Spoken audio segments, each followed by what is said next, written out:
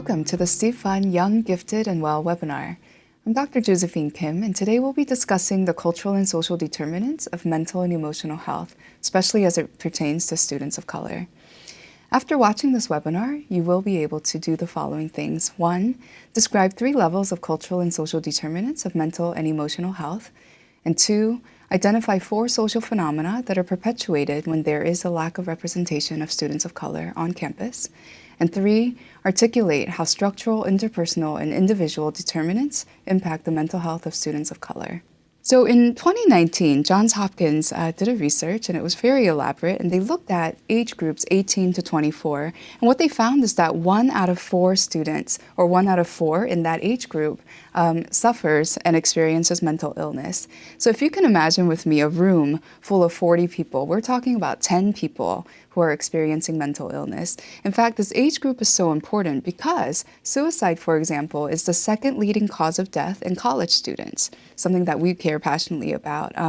Mood disorders are the 3rd most common cause of hospitalizations for adults between the ages of 18 to 44.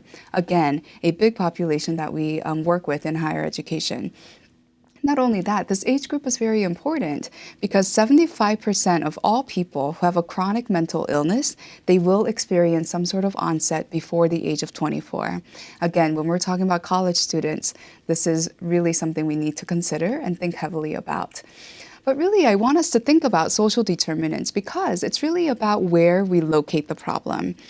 We can say, students have issues. They have mental health problems, and in fact, maybe certain populations of students have more mental health issues. Or we could actually locate the problem in something wider in the context through the world which they have to navigate through. For example, we could say maybe they have problems. Yes, they're struggling and it's manifesting in mental health issues, but maybe they have a deeper problem with oppression and bias, structural things that they really have to experience once they're on a college campus. And so this is why it's so important for us to think about social determinants. In fact, the World Health Organization really defines social determinants in these ways: conditions in which people are born, grow, live, work, and age that are shaped by the distribution of money, power, and resources. They go on to say social determinants of health are mostly responsible for health inequities and disparities seen within and between countries.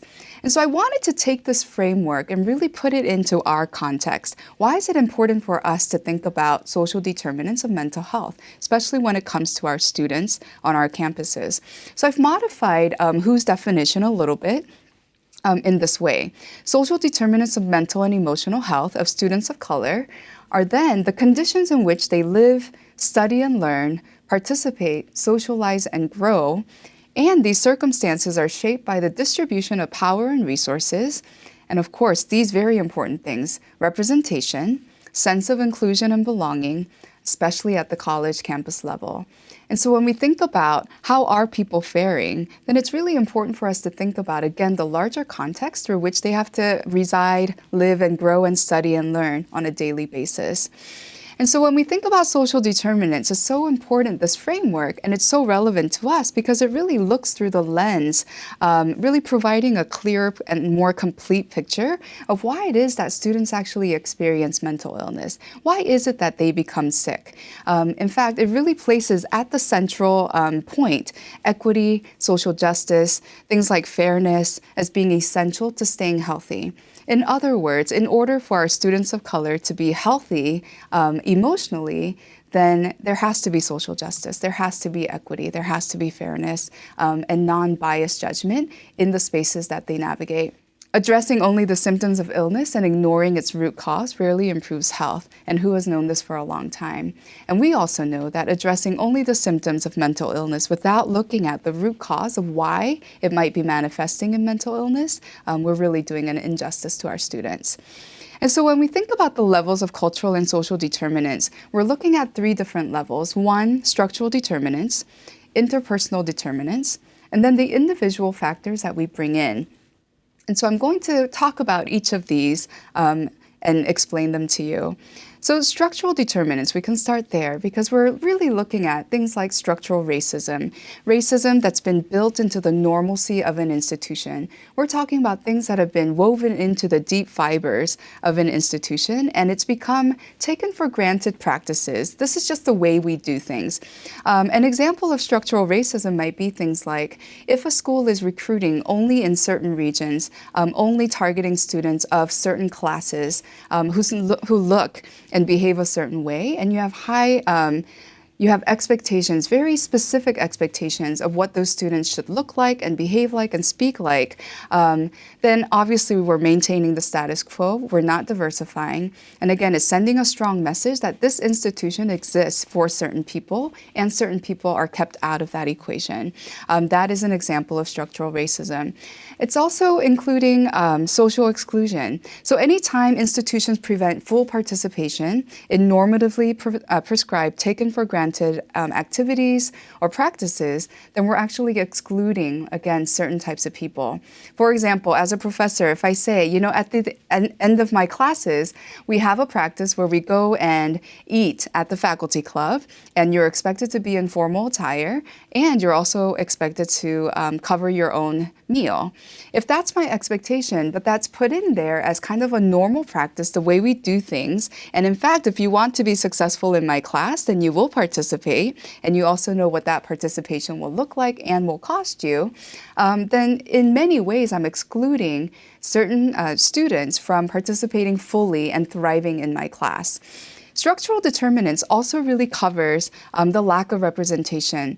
In fact, self-psychology for me is really important when we talk about lack of representation because Kohut actually says, there are three things that we really need in order to thrive and be successful in any context. And when we think about students and break down these three things, it really is relevant. For example, mirroring.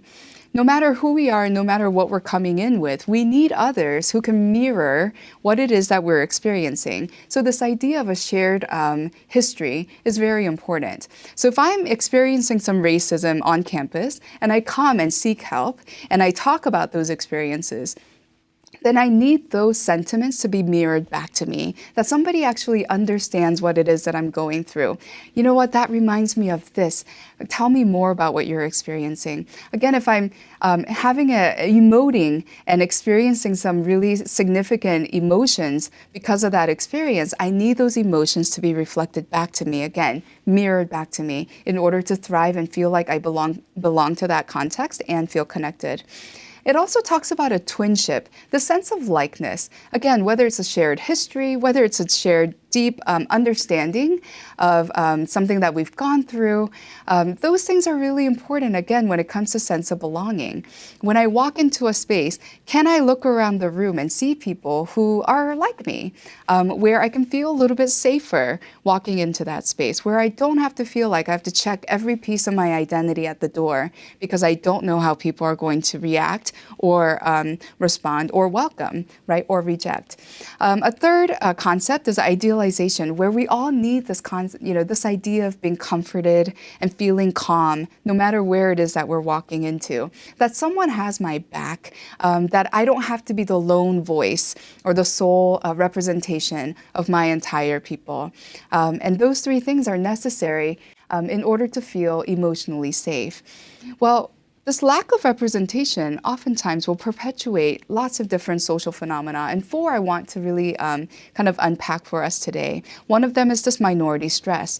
And Meyer talks about minority stress as stress from experiences of prejudice and expectations of rejection and internalized racism. Internalized racism, of course, being that I no longer need external forces telling me that something about me is wrong, but that I've internalized, it's become a part of my own normalcy, that I have these internal voices now that kind of keep me in my place because, again, I've taken them in as part of who I am. Just the fact that you are the sole minority person in any classroom or a club or whatever context you can think of, that alone creates stress. And we have to know that this lack of representation, knowing that you are that one voice for your people, again, creates undue stress for a lot of students of color. In fact, minority stress is seen as the root of psychological distress and physical health problems in minority students. And we often will hear experiences of heart palpitations, high anxiety, not being able to find their voice when they need to find it in a classroom, not being able to all of a sudden becoming mute because of this anxiety. Lack of representation also perpetuates this notion of stereotype threat. In fact, Steele, in his book, Whistling Vivaldi, talked about this to a great extent, and that's a great resource for us. But stereotype threat is this fear and anxiety associated with whatever it is, however I perform, whatever it is that I do and say, it's going to actually confirm the stereotypes that exist about me. And this causes undue anxiety. Again, if I've been told all my life that somehow intellectually, inherently, I am inferior, and I'm sitting here ready to take a test, and I know that my performance on this test is either going to confirm or disconfirm the stereotype, and my fear is I don't want it to confirm these stereotypes that exist about my people, then again, that causes an anxiety, and that anxiety in itself actually allows the student to do fairly poorly, where they end up failing or they don't do as well as they normally could. And that, again, creates a terrible cycle in that it does confirm the stereotypes that exist, and again, really impacts the students negatively when it comes to their mental health. Steele talks about immediate effects of stereotype threat being hypervigilance, arousal. Again, think about what's happening with our bodies when we're hyper aroused, right? Impaired self-regulation. So oftentimes reacting in ways that perhaps doesn't seem like matches the context or the situation, but because your system is going, it's very hard to control that. And then it really impacts your working memory. So when it comes to test taking, which has so much to do with working memory, you can imagine how all of this will inhibit intellectual performance of students of color. The lack of representation also perpetuates what we call culture distress. Acculturation is anytime you're trying to fit into a host culture. And so when you're the, again, sole minority in a classroom and there is a classroom culture and a climate, and we're going there, and each time you go, you have to spend and expend great amount of energy, mental capacity, in just trying to be okay in that space because you're trying to fit into this host culture. All of a sudden, you're trying to see, wait, what are the cultural differences? What are some expectations and norms that I may not be familiar with, whether it's because of social capital, whether it's because of the cultural background I'm bringing in? All of that taps into the people's mental capacity. Again, all of the mental capacity that should be going into learning, you're now investing into these processes, and that causes undue stress. And then, of course, finally, as our fourth, the lack of representation perpetuates this imposter syndrome, very related to some of the other things we've already been talking about, but this fear of being found out. Oh no, I'm going to be that one admissions mistake and everybody's going to find out soon. Am I good enough? Do I really deserve to be here? Am I really supposed to be here? Do I really belong? Am I really, again, good enough, and can I really cut it? Students of color who deal with significant imposterism report higher levels of anxiety and depression, and research shows this over and over again. And all of this goes back to that structural determinant of lack of representation in the classroom and on campuses. That leads us now then to interpersonal determinants, because not only do we have things that have become a system of doing things that keep certain people out and really puts undue stress on students of color, we also realize that there are interpersonal, everyday interactions that really determine and impact the mental health of students of color. So for example, discrimination. Students of color who are at the brunt of discrimination and they experience it on a routine basis, you can imagine how that would make their mental health suffer. One thing I want to point out is that discrimination is taking on a sophisticated form these days, that it doesn't always look like hostile, we don't want your people here, these types of terms. The new form of discrimination, especially as outlined in Blind Spot, the book Blind Spot, they talk about the absence of helping.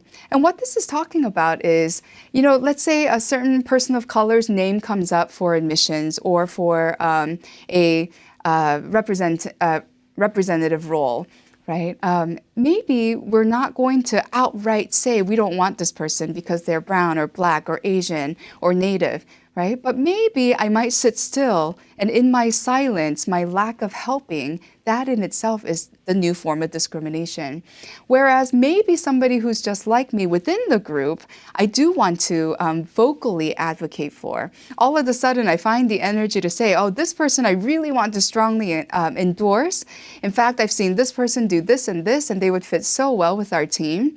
And my being vocal and proactively advocating for a candidate or someone who's within the group, that in itself, again, is the new form of discrimination. In fact, the authors of Blind Spot talk about how in-group favoritism may be the largest contributing factor to the relative disadvantages experienced by Black Americans and other disadvantaged groups.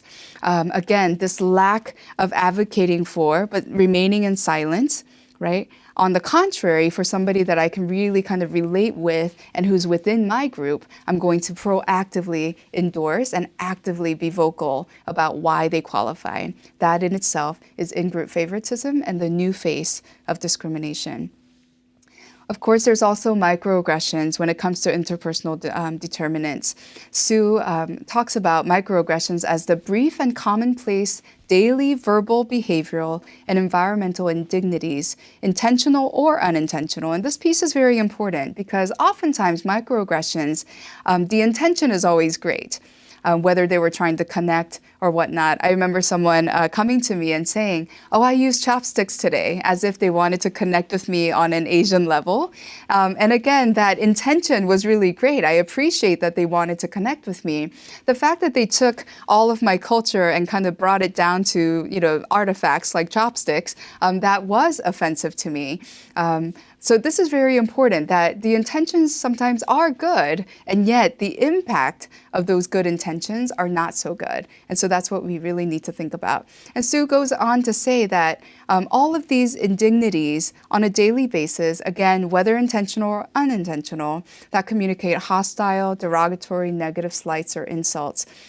So again, they may not be as in your face, racially charged, and yet, after a microaggression has happened, sometimes students of color describe it as just having an uneasy feeling in their stomachs because something happened, they can't quite put a finger on it, but they know they were slighted in some way. And that's a microaggression. In fact, it was so aptly described as death by 1,000 cuts. So it's not this one big murder per se, but can you imagine day in and day out being at the brunt of microaggressions where it really is multiple cuts and eventually leading to great damage. And so we know all of these things that we've talked about have grave consequences, definitely on mental health, but also we know we're a system and all of these parts within us work together. So for example, physiological effects of oppression are very real as well. So there's hypertension, where your system really just doesn't shut down because you're always on the fence. You're really kind of prepared always to defend yourself. There's cardiovascular reactivity, as you can imagine, physiological arousal, again, where we're being hypervigilant, where students are constantly on the lookout for what could go wrong and how they might respond when it does. And all of this adds to a weakened immune system. So oftentimes we'll find students of color who maybe before a major project will fall ill. And they'll say, I don't know what's going on, but something's wrong with me and I can't quite function right. Well, we can understand that it's multiple things happening at the same time, and they all have detrimental effects. So finally, that brings us to the individual, cultural, within-group determinants. And this piece is very important because now we've talked about sort of the external forces and the determinants that are kind of outside of the students of color. But we also know that we all bring an individual piece to whatever it is that we're talking about. And the cultural stigma that a lot of students of color face in conjunction with being, having the minority stress, being the only minority person, perhaps feeling like having this burden to carry the entire, your entire people group on your shoulders, all of those things in conjunction creates this, again, undue stress and really multiplies the stigma that students carry. The stigma against mental health, stigma against knowing who it is to trust and where it is that you can go and get help.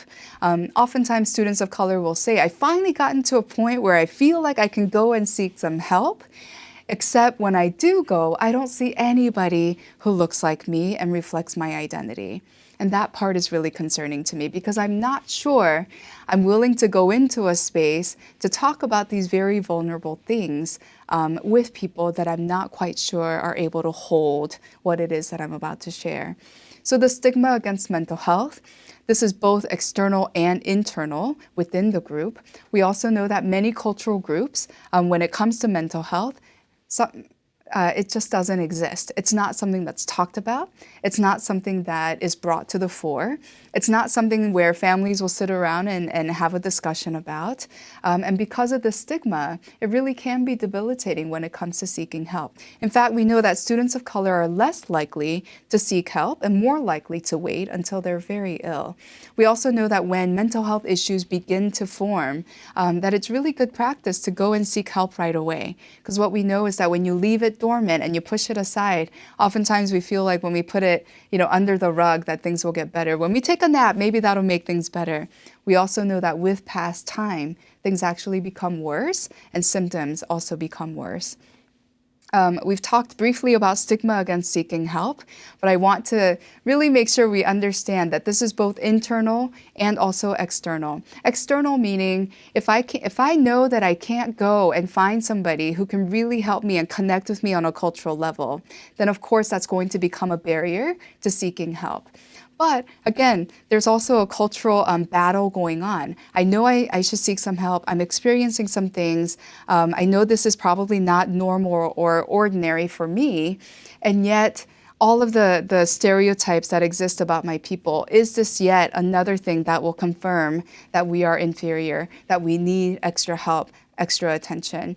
So all of these things are going on. So when individual factors like this go on, it has huge implications for how college campuses and universities really think about orientation or information dissemination. And it also helps us to think about mental health literacy that students bring when they come to us. So by virtue of social capital, certain students are going to have a great awareness about exactly where to go, whom to see, when to seek them, at what level of symptoms they should go.